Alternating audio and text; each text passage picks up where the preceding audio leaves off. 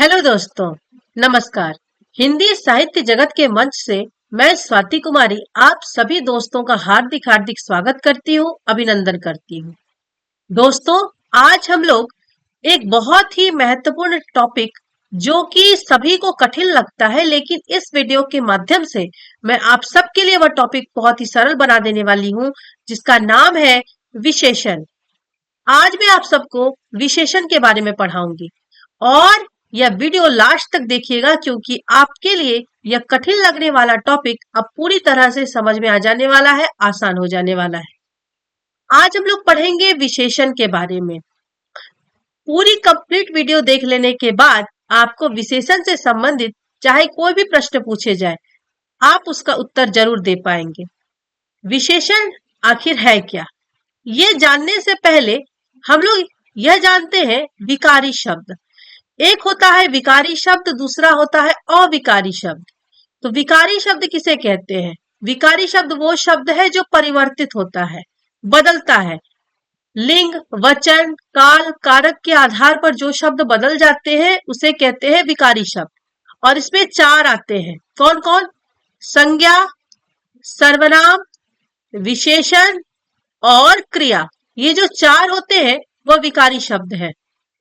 संज्ञा भी बदलता है, सर्वनाम भी बदलता है, विशेषण भी बदलते हैं और क्रिया भी बदलता है। अब इसी के माध्यम से हम जानेंगे, इन चारों के माध्यम से, आखिर विशेषण है क्या, संज्ञा आखिर है क्या। तो संज्ञा के ऊपर मैंने पूरी वीडियो बनाई है, यदि आपने नहीं देखा है तो आप लोग जरूर उस वीडियो को देखिए। संज्ञा मतलब सबके नाम। तो संज्ञा की विशेषता को बताने वाला, संज्ञा की यदि कोई विशेषता बताए तो संज्ञा की विशेषता बताने वाले को कहते हैं विशेषण। ठीक। दूसरा है सर्वनाम। सर्वनाम, यदि सर्वनाम की विशेषता बताई जाए उसे भी कहते हैं विशेषण। अब आता है विशेषण। क्या विशेषण की भी विशेषता बताई जा सकती है? तो हाँ, विशेषण की भी विशेषता बताई जा सकती है। विशेषण की विशेषता जो बताता है उसे कहते हैं प्रविशेषण। यहां पर आगे प्र आप ऐड करेंगे, प्रविशेषण। यह बहुत बच्चों को पता नहीं है कि प्रविशेषण किसे कहते हैं। तो विशेषण की विशेषता बताने वाले को प्रविशेषण कहते हैं। इसके बाद है क्रिया। क्रिया की जो विशेषता बताई जाती है उसे कहते हैं क्रिया विशेषण। इस प्रकार हम सब विशेषण के बारे में जाने कि संज्ञा और सर्वनाम की विशेषता बताने वाले शब्द को विशेषण कहते हैं। यहीं से हमारी परिभाषा निकल गई। ज्यादा इस पर मेहनत करने की जरूरत ही नहीं है, क्योंकि हमने यहीं पर उसकी परिभाषा को समझ लिया। अब परिभाषा के तौर पर इसे जाने तो संज्ञा और सर्वनाम की विशेषता बताने वाले शब्द को विशेषण कहते हैं। जैसे गुलाब एक नाम है। किसका नाम है? फूल का नाम है। तो अगर हम कहें सुंदर गुलाब, तो ये जो सुंदर शब्द आया, ये क्या है? गुलाब के लिए विशेषण का प्रयोग हुआ है। गुलाब की विशेषता बता रहा है कि वह सुंदर है। फिर है पानी। यह नाम है एक तरल पदार्थ जिसे हम लोग पीते हैं, जिसके माध्यम से हमारी प्यास बुझती है। तो अगर हम कहें ठंडा पानी, तो ठंडा मतलब पानी ठंडा है, यह उसकी विशेषता है। आकाश, आकाश यह भी हम जानते हैं किसका नाम है?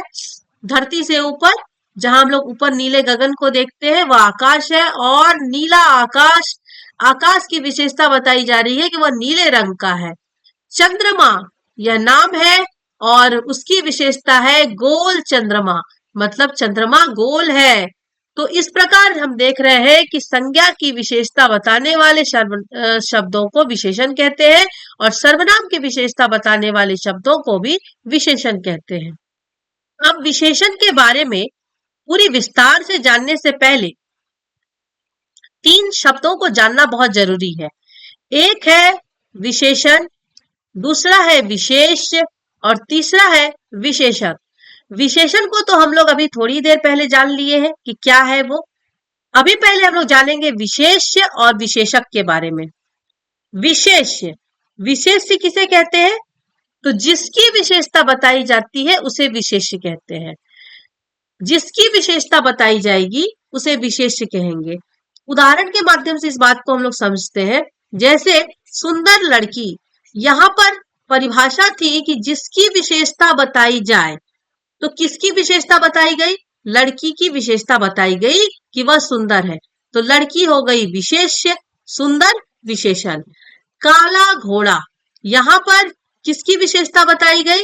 घोड़ा की, तो घोड़ा हो गया विशेष्य, काला उसका रंग है तो वो है विशेषण। ठंडा पानी, यहाँ पर किसकी विशेषता बताई जा रही है? पानी की, कि वो ठंडा है, तो पानी है विशेष्य। 2 किलो चीनी, यहाँ पर चीनी की मात्रा बताई जा रही है, उसकी विशेषता बताई जा रही है, तो चीनी है विशेष, 2 किलो है विशेषण। अब हम जानेंगे विशेषक के बारे में कि विशेषक क्या है। तो जिससे विशेषता बताई जाए उसे विशेषक कहते हैं। मतलब जिसकी विशेषता बताई जाए वह तो विशेष, और जिससे विशेषता या कहे कि विशेष के बारे में जो विशेषता बताई गई वह हो जाएगा विशेषक। अर्थात हम यहाँ पर यह जान लें कि विशेषण को ही विशेषक कहते हैं। मतलब यह विशेषक विशेषण ही है, विशेषण का ही दूसरा नाम विशेषक है। अब आप ये समझ गए, क्योंकि विशेषक में क्या कहा गया कि जिससे विशेषता बताई जाए, मतलब विशेष के बारे में जो भी विशेषता बताई जाए वह विशेषक है। मतलब विशेषण को ही विशेषक कहते हैं। उदाहरण के लिए चालाक बालक, तो यहाँ पर चालाक यह हो गया विशेषण, और बालक संज्ञा, जातिवाचक संज्ञा है। आप लोग संज्ञा का वीडियो जरूर देखिएगा। इसके बाद है विशेषक, जो हम लोग पढ़ चुके हैं, जिसकी ये रिपीट हुआ है, जिससे विशेषता बताई जाए, मतलब यह विशेषण ही है। और जैसे काला घोड़ा, तो काला यहाँ पर जो है वह विशेषक है, विशेषण है। यह आप लोग समझ गए। अब यहाँ पर बहुत ही इंपॉर्टेंट चीज है प्रविशेषण। प्रविशेषण किसे कहते हैं? तो हम लोग पहले ही पढ़े हैं, आप लोग को याद है प्रविशेषण किसे कहते हैं? तो प्रविशेषण किसे कहते हैं, यहाँ ध्यान से सुनिए। विशेषण की विशेषता बताने वाले को प्रविशेषण कहते हैं। मतलब विशेषण है वह तो संज्ञा और सर्वनाम की विशेषता को बता रहा है, लेकिन विशेषण की भी विशेषता बताई जाती है, उसे बताने वाले को ही प्रविशेषण कहते हैं। जैसे अगर हम कहें होशियार छात्र, मतलब छात्र बहुत ही होशियार है, तो यह तो हो गया, छात्र तो हो गया संज्ञा, और होशियार हो गया उसका विशेषण। लेकिन होशियार भी कोई बहुत कम होता है, कोई ज्यादा होता है। तो अगर हम कहें बहुत होशियार, तो यहाँ उसकी भी मात्रा बता दे रहा है कि होशियार है लेकिन वो बहुत ज्यादा होशियार है, तो ये हो गया प्रविशेषण। विशेषण की भी वो विशेषता को बता रहा है। जैसे चाय बहुत गर्म है, तो गर्म, चाय तो है संज्ञा, गर्म है विशेषण, और उस गर्म की भी, उस विशेषण की भी विशेषता है बहुत, कि गर्म है पर थोड़ा नहीं बल्कि बहुत गर्म है। यहां तक क्लियर हुआ? यहां तक हमारा विशेषण की परिभाषा, प्रविशेषण, विशेषक, विशेषण और विशेष, इन तीनों को हमने बहुत अच्छी तरीके से समझ लिया है। अगर आप लोगों को कुछ भी प्रॉब्लम होगी, कमेंट बॉक्स में कमेंट करके मुझसे प्रश्न पूछ सकते हैं। आपके हर एक कंफ्यूजन को वहां पर दूर किया जाएगा। और विशेषण का पूरा वीडियो कम से कम तो 2 बार जरूर देखिएगा, फिर हम आप लोगों को गारंटी देते हैं कि इससे संबंधित कोई प्रॉब्लम नहीं रहने वाली है। अब हम लोग पढ़ेंगे विशेषण के प्रकार, कि विशेषण के प्रकार कौन कौन है। विशेषण के 5 प्रकार माने गए हैं। विशेषण के 5 प्रकार होते हैं। कौन कौन 5 प्रकार में आते हैं? सबसे पहला है गुणवाचक विशेषण, दूसरा संख्यावाचक विशेषण, तीसरा संकेतवाचक या सार्वनामिक विशेषण। ये दोनों ही नाम बहुत ही इंपॉर्टेंट है, क्योंकि ये दोनों ही अपने अपने गुण को यहाँ पर दिखाते हैं। संकेतवाचक और सार्वनामिक विशेषण, ये दोनों ही नाम आपको याद रखना है। चौथा है परिमाणवाचक विशेषण, पांचवा व्यक्तिवाचक विशेषण। दोस्तों एनसीईआरटी की जो बुक है उसमें व्यक्तिवाचक विशेषण को गायब कर दिया गया है। व्यक्तिवाचक विशेषण बहुत कम जगह पर देखने को मिलता है। यहाँ पर आपको बुक में सिर्फ ये 4 देखने को मिलेंगे, गुणवाचक, संख्यावाचक, संकेतवाचक या सार्वनामिक विशेषण और परिमाणवाचक। लेकिन ये व्यक्तिवाचक विशेषण भी विशेषण का ही एक प्रकार है, जो कि बहुत ही महत्वपूर्ण प्रकार है।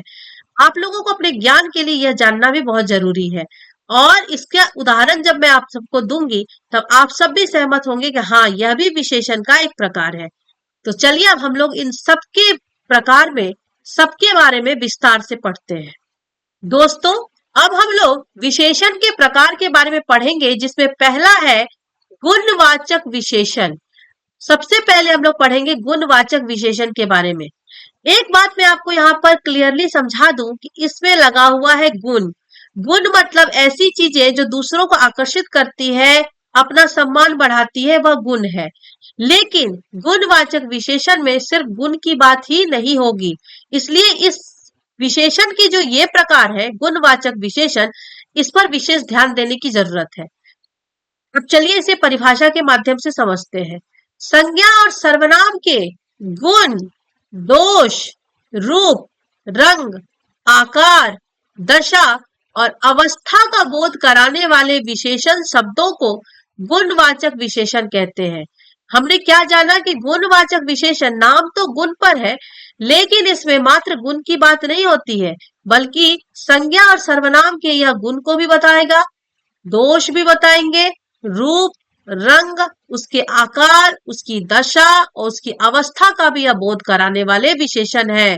और इन सब का बोध कराने वाले विशेषण शब्दों को ही गुणवाचक विशेषण कहते हैं।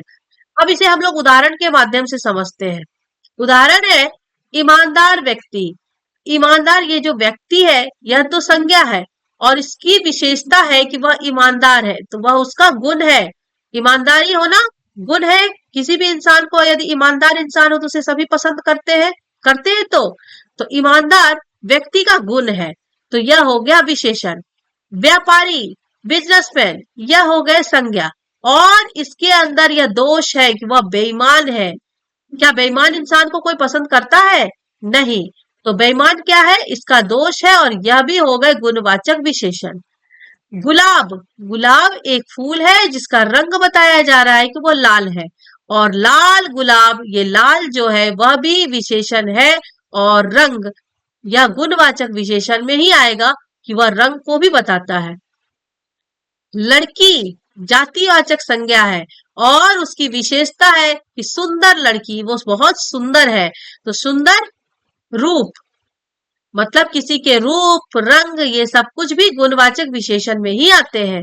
चौड़ा कमरा, कमरा आप जानते हैं घर का एक कमरा, यह है संज्ञा और वह चौड़ा है, उसकी क्या है? आकार को बता रहा है, तो यह हो गया विशेषण। कौन सा विशेषण? गुणवाचक विशेषण। गर्म पानी, पानी क्या है? संज्ञा है और उसकी क्या हो रही है? दशा को बता रहा है कि उसकी दशा क्या है, तो वह गर्म है, तो यह हो गया गुणवाचक विशेषण। बूढ़ा व्यक्ति, व्यक्ति क्या है? संज्ञा है और उसकी अवस्था बता रहा है कि वो किस अवस्था में है, तो वह बूढ़ा हो चुका है, तो बूढ़ा, बचपन, जवानी, ये सब कुछ क्या है? विशेषण है। तो आप समझ गए गुणवाचक विशेषण में गुण, दोष, रंग, रूप, आकार, दशा, अवस्था, इन सब का बोध कराने वाले विशेषण शब्दों को गुणवाचक विशेषण कहते हैं। अब एक विशेष बात आप लोगों को ध्यान देनी है, जो कि मैंने बहुत ही इंपॉर्टेंट चीज को इसमें शामिल किया है कि गुणवाचक विशेषण का आप पता कैसे लगाएंगे कि वो गुणवाचक विशेषण है। इसलिए आप लोग विशेष पर विशेष रूप से ध्यान देंगे। दोस्तों, यदि हमें गुणवाचक विशेषण का पता लगाना है तो हम गुणवाचक विशेषण का पता कैसे लगाएंगे? तो गुणवाचक विशेषण का पता लगाने के लिए संज्ञा या सर्वनाम के पहले कैसा, कैसी, कैसे, ये तीन में से कोई भी एक लगाकर प्रश्न कीजिए और यदि आपको उत्तर मिल जाता है तो वह गुणवाचक विशेषण है। जैसे हम यहाँ पर करें व्यक्ति, तो कैसा व्यक्ति है? ईमानदार व्यक्ति है। आप लोग जवाब देते जाएंगे। कैसा व्यापारी, क्या जवाब होगा? बेईमान व्यापारी, जवाब मिल रहा है। कैसा गुलाब? लाल गुलाब।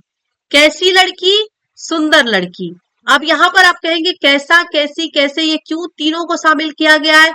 तो कैसा पुल्लिंग के लिए, कैसी स्त्रीलिंग के लिए और कैसे जब कोई बड़ा होगा उनके लिए, तो या आप कहें तो बहुवचन के लिए। तो लड़की सुंदर है, स्त्रीलिंग है, और कमरा, कैसा कमरा, तो चौड़ा कमरा। कैसा पानी, गर्म पानी। कैसा व्यक्ति, कैसे व्यक्ति, तो बूढ़ा व्यक्ति या बूढ़े व्यक्ति।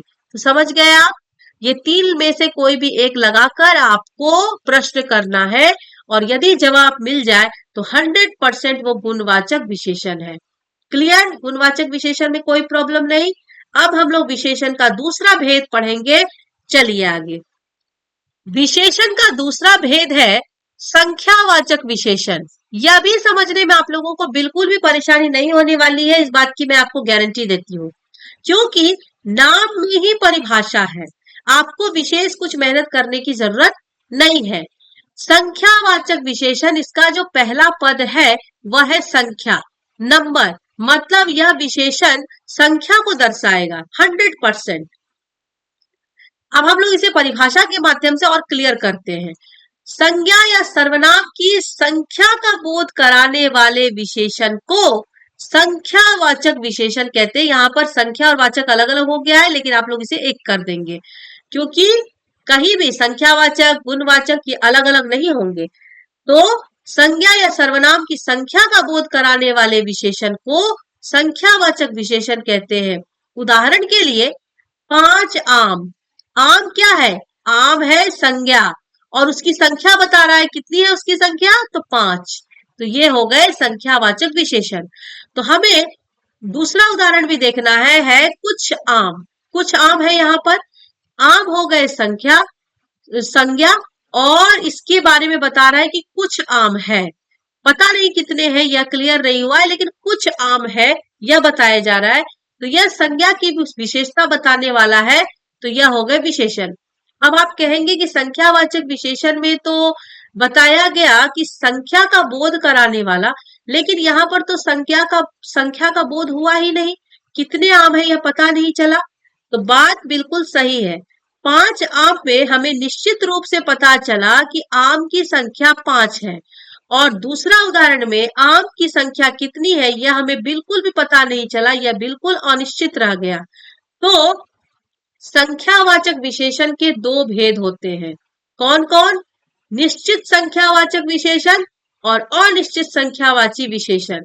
तो अनिश्चित यहाँ पर इसलिए रखा गया क्योंकि आम, कुछ आम है यह हमें बोला गया, लेकिन हमें नहीं पता कि वो कितने आम है। लेकिन यदि सामने उसे ला दिया जाए तो क्या उसे गिना जा सकता है, हम उसे गिन सकते हैं या नहीं, बिल्कुल गिन सकते हैं। तो गिना जाए बस यही काफी है। अगर हमें पता है कि कितनी है वह हो गया निश्चित, यदि नहीं पता है तो वह हो गया अनिश्चित, लेकिन वो गणनीय हो, उसे गिना जा सके, इसी आधार पर संख्यावाचक विशेषण के दो भेद हो गए, निश्चित संख्यावाची विशेषण और अनिश्चित संख्यावाची विशेषण। अब इसके बारे में हम लोग डिटेल से पढ़ेंगे। सबसे पहला निश्चित संख्यावाची विशेषण। तो निश्चित संख्यावाची विशेषण में संज्ञा तथा सर्वनाम की निश्चित संख्या का बोध कराने वाले विशेषण को निश्चित संख्यावाची विशेषण कहते हैं। उदाहरण के लिए 5 लड़के, तो यहाँ पर लड़के है जो कि संज्ञा है, और उसका नंबर कितना है, उसकी संख्या है 5। समझ में आ गया। 40 छात्र, छात्र एक क्लासरूम में छात्र बैठे हुए हैं, और उसकी संख्या निश्चित रूप से पता है कि वह 40 है। शिक्षक एक विद्यालय में है और उनकी पूरी की पूरी संख्या पता है, वह 10 है।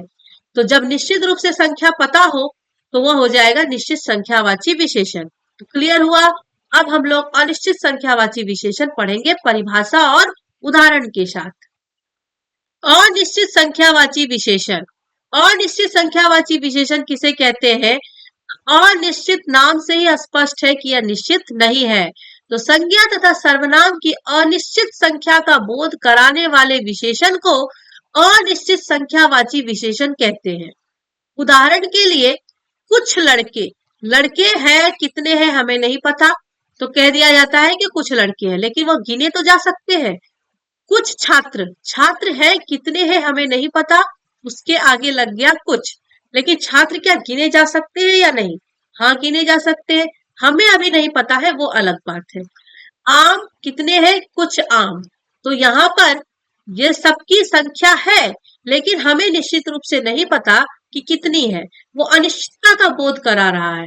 तो अनिश्चितता का बोध कराने वाले संख्या विशेषण शब्द को अनिश्चित संख्यावाची विशेषण कहते हैं।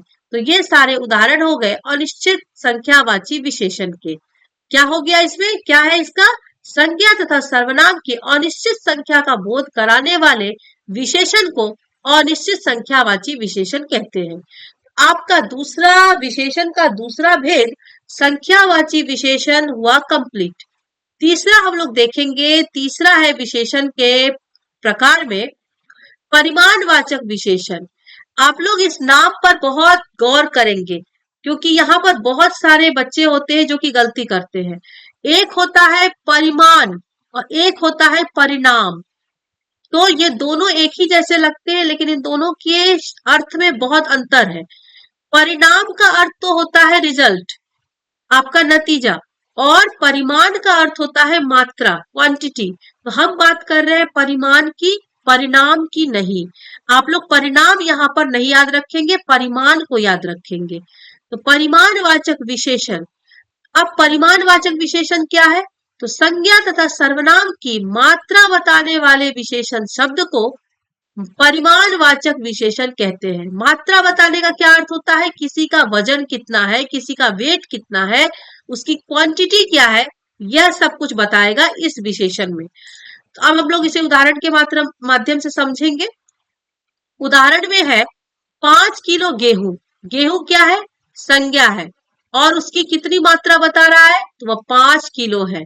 तो हो गया ये परिमाणवाचक विशेषण। दूध, आप जानते हैं दूध क्या है, संज्ञा है, और उसकी मात्रा है कि वह 5 लीटर है। तो यह हो गया परिमाणवाचक विशेषण। अब दूसरा भी उदाहरण है कुछ किलो आटा। अब आटा है संज्ञा और उसकी मात्रा तो है लेकिन कितनी है हमें नहीं पता, तो वो हो गए कुछ किलो। लेकिन तौला तो जा सकता है, तौला नहीं गया है तो उसे जानकारी नहीं होने के कारण कहा जा रहा है कि वो कुछ किलो है। कितना है हमें नहीं पता।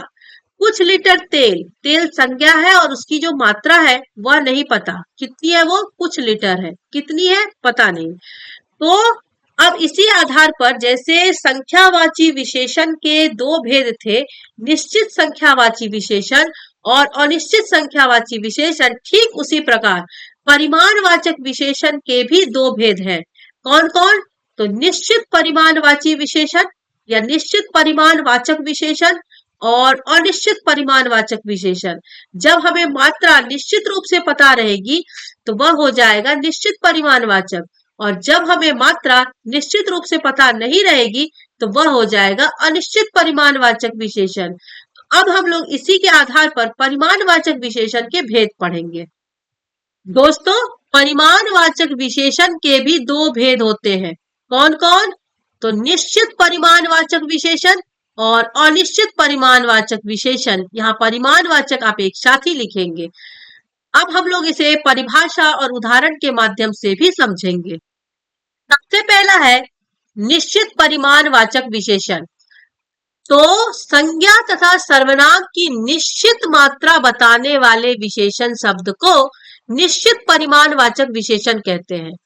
उदाहरण के लिए 5 लीटर दूध, यहाँ दूध संज्ञा है और उसकी पूरी निश्चित मात्रा बता रहा है, निश्चित विशेषण रह गया ये कि उसकी पूरी निश्चित मात्रा बता रहा है, तो इसलिए वह हो गया निश्चित परिमाणवाचक विशेषण। 2 किलोमीटर दूरी, यह जो दूरी है वह कितना है, तो 2 किलोमीटर है। तो यह भी क्या है, तौला भी जाए मापा भी जाए, दोनों चीज होगा। परिमाणवाचक में तौलना भी होगा और मापना भी होगा। तो 2 किलोमीटर ये दूरी मापी गई है और 5 लीटर दूध ये तौली गई है, वेट किया गया है इसका। तो दूरी कितनी है, 2 किलोमीटर, निश्चित रूप से हमें पता है उसकी दूरी। तो यह हो गया निश्चित परिमाणवाचक विशेषण। 3 किलोग्राम शक्कर, शक्कर कितने हैं, तो 3 किलोग्राम। तो यहाँ पर हमें पूरी तरह से निश्चित रूप से इसकी मात्रा पता है, तो हो गया ये निश्चित परिमाणवाचक विशेषण। अब इसके बाद दूसरा है अनिश्चित परिमाणवाचक विशेषण। तो अनिश्चित परिमाणवाचक विशेषण में हमने जैसा कि समझ लिया कि अनिश्चित है क्या, परिमाण, परिमाण का अर्थ मात्रा, उसकी क्वांटिटी। तो संज्ञा तथा सर्वनाम के अनिश्चित परिमाण का बोध कराने वाले विशेषण शब्दों को अनिश्चित परिमाणवाचक विशेषण कहते हैं। उदाहरण के लिए कुछ किलोग्राम चीनी, चीनी क्या है? संज्ञा, और उसकी मात्रा क्या बताई जा रही है? तो कुछ किलोग्राम, कितने हैं हमें निश्चित रूप से नहीं पता है। कुछ किलो अनाज, अनाज है हम जानते हैं, और वो कितना है? तो कुछ किलो है, कितना है हमें नहीं पता, लेकिन उसे तौला जा सकता है, मतलब इतना हो कि उसे तौला जाए। अगर तौला जा सकता है तो वो परिमाणवाचक में है। यदि हमें पूरी तरह से उसके माप पता है तो वह निश्चित है, नहीं पता है तो अनिश्चित है, लेकिन वो तौला जा सके तभी वो परिमाणवाचक विशेषण में होगा। कुछ लीटर दूध, तो दूध कितना है? कुछ लीटर है, मतलब अनिश्चित रूप से हमें पता है, और कि दूध कितना है यह हमें नहीं पता। कुछ किलोमीटर की दूरी, मतलब यह जो दूरी है, सब जितना दूर हमें जाना है वह दूरी कुछ किलोमीटर है, मतलब कितनी किलोमीटर है यह मापा नहीं जा सका है, इसकी पूरी जानकारी नहीं है। तो दोस्तों, यहाँ पर परिमाणवाचक विशेषण हुआ समाप्त। परिमाणवाचक विशेषण में कोई प्रॉब्लम नहीं है। संख्यावाचक विशेषण के भी दो भेद, परिमाणवाचक विशेषण के भी दो भेद। क्लियर है पूरी तरह से? अब हम लोग विशेषण का अगला भेद, मतलब चौथा भेद हम लोग पढ़ेंगे। ध्यान देंगे आप लोग। दोस्तों, यह जो विशेषण है इस पर पूरा ध्यान दीजिए आप लोग। ये चौथा है संकेतवाचक विशेषण या सार्वनामिक विशेषण। इसके दो नाम हैं, और दोनों ही नाम बहुत ही इंपॉर्टेंट है। ऐसा नहीं कि कोई भी एक आप याद रखेंगे तो आपका काम चल जाएगा, नहीं होगा। संकेतवाचक का अर्थ होता है इशारा करना, किसी की तरफ संकेत करना, और सार्वनामिक का अर्थ होता है सर्वनाम के शब्दों से बना हुआ।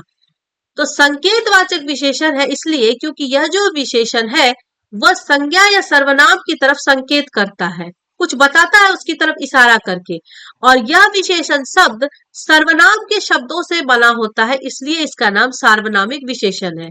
अब इसे परिभाषा के माध्यम से समझेंगे, उदाहरण के माध्यम से समझेंगे, तो हमारा पूरा क्लियर हो जाएगा। संज्ञा के पहले आकर, मतलब कुछ विशेषण होंगे जो कि सर्वनाम के शब्दों से बने होंगे, वह संज्ञा के पहले आएंगे, और संज्ञा के पहले आकर संज्ञा की ओर, संज्ञा के पहले आ जाएंगे, और जो बाद में संज्ञा खड़ा है उसकी ओर संकेत करेंगे। संज्ञा की ओर संकेत करके उसकी विशेषता बताने वाले सर्वनाम शब्दों को संकेतवाचक विशेषण कहते हैं। यह सर्वनाम शब्दों से बना है, इसलिए इसका एक नाम सार्वनामिक विशेषण भी है। अब इसे हम लोग उदाहरण के माध्यम से समझते हैं कि कैसे यह सर्वनाम के शब्दों से विशेषण बना है, और कैसे वो संज्ञा के पहले आता है और संज्ञा की तरफ संकेत करके उसकी विशेषता बताता है। जैसे यह पुस्तक मेरी है, तो उसने यह एक उंगली निकालकर संकेत किया इस पुस्तक की तरफ, जो कि संज्ञा है कि यह जो पुस्तक है वो मेरी है। उसने सभी पुस्तक की ओर नहीं कहा, उसने उंगली से संकेत किया कि यह पुस्तक मेरी है। तो ये जो यह शब्द है वह सर्वनाम शब्द है, और इस सर्वनाम शब्द के माध्यम से वक्ता अपनी उंगली दिखाकर इशारा कर रहा है इस पुस्तक की ओर कि यह पुस्तक मेरी है। अब ये सर्वनाम ना रहकर विशेषण बन गया, क्योंकि वह संज्ञा की ओर संकेत करके उसके बारे में बता रहा है। तो संज्ञा की तरफ संकेत किया इससे, तो यह हो गया संकेतवाचक विशेषण, और सर्वनाम के शब्दों से मिलकर बना है, सर्वनाम शब्दों से बना है, तो यह हो गया सार्वनामिक विशेषण। वह घर मोहन का है, तो उसमें वह शब्द सर्वनाम के शब्द है, और वह घर, तो घर हो गया संज्ञा, उसने संकेत किया इसके तरफ कि वह घर, और कोई घर नहीं, सिर्फ वही घर है जो कि मोहन का है। यह घड़ी, घड़ी हाथ में पहनने वाली चीज, यह जो घड़ी है वह चांदी की है। उसने सभी घड़ी की तरफ बात नहीं हो रही है, सिर्फ एक घड़ी की तरफ बात हो रही है कि यह जो घड़ी है वह चांदी की है। अच्छा दोस्तों, यहाँ पर ध्यान देने वाली बात है कि अगर यहाँ पर यह कहा जाए, आप लोगों को सर्वनाम पर भी वीडियो बनाया जा चुका है, यदि आप लोगों ने नहीं देखा है तो जरूर देखिएगा। एक वाक्य में यहाँ लिखती हूँ कि यह मेरी पुस्तक है, यह मेरी, आप लोग साथ साथ बोलिए, यह मेरी पुस्तक है, ठीक है, और यह मेरी पुस्तक है, और यहाँ है यह पुस्तक मेरी है।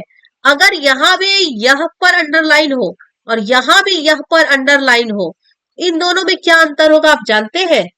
यह जो यह है, यह तो है सार्वनामिक विशेषण, मतलब संकेतवाचक विशेषण। और आप हैरान होंगे ये जानकर कि ये जो यह है निश्चित सर्वनामिक निश्चयवाचक सर्वनाम। हम लोग सर्वनाम का एक भेद पढ़े हैं जिसमें है निश्चयवाचक सर्वनाम। तो यहाँ पर जो यह आ गया वो है निश्चयवाचक सर्वनाम, और यहाँ हो गया संकेतवाचक विशेषण। इसका मूल कारण कैसे आप लोग पहचानेंगे कि कहाँ पर निश्चयवाचक सर्वनाम और कहाँ पर सार्वनामिक विशेषण? तो जब सर्वनाम शब्द के ठीक बाद कोई संज्ञा नहीं है, सर्वनाम शब्द रहेगा या कुछ और रहेगा लेकिन संज्ञा नहीं रहेगा, तब वहां यह सर्वनाम शब्द निश्चयवाचक सर्वनाम होगा। और यदि सर्वनाम शब्द के ठीक बाद संज्ञा आ जाती है, तब यह सर्वनाम शब्द सर्वनाम न रहकर निश्चयवाचक सर्वनाम ना होकर सार्वनामिक विशेषण हो जाएगा, संकेतवाचक विशेषण हो जाएगा। तो क्लियर हुई? अब कोई प्रॉब्लम नहीं है। एनसीईआरटी के बुक में विशेषण के ये 4 भेद देखने को मिलते हैं, और यह 5वां भेद है जिसे बुक से गायब कर दिया गया है। लेकिन मैं चाहती हूं कि नॉलेज के लिए आप लोग, इसे बहुत जरूरी है कि आप लोग जान लें। और ये 5वां है व्यक्तिवाचक विशेषण। व्यक्तिवाचक विशेषण, जैसे कि सर्वनाम के शब्दों से भी विशेषण बने हैं, ठीक उसी प्रकार व्यक्तिवाचक सर्वनाम, व्यक्तिवाचक संज्ञा, इन शब्दों से भी विशेषण बने हैं। तो वह विशेषण शब्द जो व्यक्तिवाचक संज्ञा से बनकर संज्ञा और सर्वनाम की विशेषता बताता है, उसे व्यक्तिवाचक विशेषण कहते हैं। वह व्यक्तिवाचक विशेषण कहलाता है। जैसे उदाहरण में है जयपुरी साड़ी। साड़ी तो है संज्ञा और हम कह देते हैं जयपुरी, तो जयपुर यह भी संज्ञा है। जयपुर एक शहर का नाम है, यह भी एक संज्ञा है। लेकिन जब हमने कह दिया जयपुरी साड़ी, वो साड़ी की विशेषता बता रहा है कि सभी साड़ी में सबसे खास जयपुरी साड़ी। जैसे हम कहे बनारसी साड़ी, बनारसी पान, तो बनारस भी तो संज्ञा है, लेकिन वह साड़ी की विशेषता उस समय बता रहा है, इसलिए वो संज्ञा ना होकर वो विशेषण बन गया, व्यक्तिवाचक विशेषण। पान, बनारसी पान, यहाँ पर बनारस भी संज्ञा है और पान भी संज्ञा है, लेकिन अब यहाँ पर ये बनारसी संज्ञा न रहकर पान की विशेषता बता रहा है, इसलिए ये संज्ञा न रहकर क्या हो गया, व्यक्तिवाचक विशेषण। क्यों ये व्यक्तिवाचक विशेषण होगा? क्योंकि यह व्यक्तिवाचक शब्दों से ही बना है। जयपुर एक ही शहर का नाम है, सभी शहर का नाम नहीं, तो जयपुर सिर्फ एक शहर का नाम होने के कारण यह व्यक्तिवाचक संज्ञा है। बनारस सिर्फ एक शहर का नाम होने के कारण यह व्यक्तिवाचक संज्ञा है। और व्यक्तिवाचक संज्ञा के शब्दों को विशेषण के रूप में यहाँ प्रयोग किया गया, इसलिए यह हो गया व्यक्तिवाचक विशेषण। अगर हम कहें भारतीय किसान, किसान तो संज्ञा है, और भारत देश यह भी संज्ञा है, व्यक्तिवाचक संज्ञा है। तो भारतीय किसान, अब ये किसान की विशेषता बन गया कि किस तरह की किसान की बात हो रही है, तो भारतीय किसान की बात हो रही है। भुजिया, बीकानेर का भुजिया बहुत प्रसिद्ध है, तो बीकानेर जो कि एक व्यक्तिवाचक संज्ञा है, एक जगह का नाम है, तो अब ये हो गया विशेषण, क्योंकि यह भुजिया की विशेषता है कि कहाँ का भुजिया है, तो बीकानेर का भुजिया है। गुलाब जामुन, तो गुलाब जामुन आप जानते हैं कि जामुन यह भी व्यक्तिवाचक, गुलाब भी व्यक्तिवाचक, तो यह हो गए। अब ये जामुन की विशेषता है कि वो गुलाब जामुन है, मतलब ये एक अलग कैटेगरी हो गई, वो अब मिठाई है या कोई फल की बात नहीं हो रही है। कश्मीरी सेब, सेब तो बहुत होते हैं लेकिन कश्मीरी सेब की बात ही अलग है। तो इस तरीके से आप देख रहे हैं कि कैसे व्यक्तिवाचक संज्ञा से व्यक्तिवाचक विशेषण बन गया। जब वो व्यक्तिवाचक शब्द संज्ञा की विशेषता बताने लग जाता है, उसे पूरी तरह से अलग कर देता है, तब वो व्यक्तिवाचक संज्ञा न रहकर व्यक्तिवाचक विशेषण बन जाता है। तो दोस्तों, हमारा विशेषण के ऊपर बना यह टॉपिक यहाँ समाप्त हुआ। यह वीडियो आप लोग लास्ट तक देखें, इसके लिए आप लोग का बहुत बहुत धन्यवाद।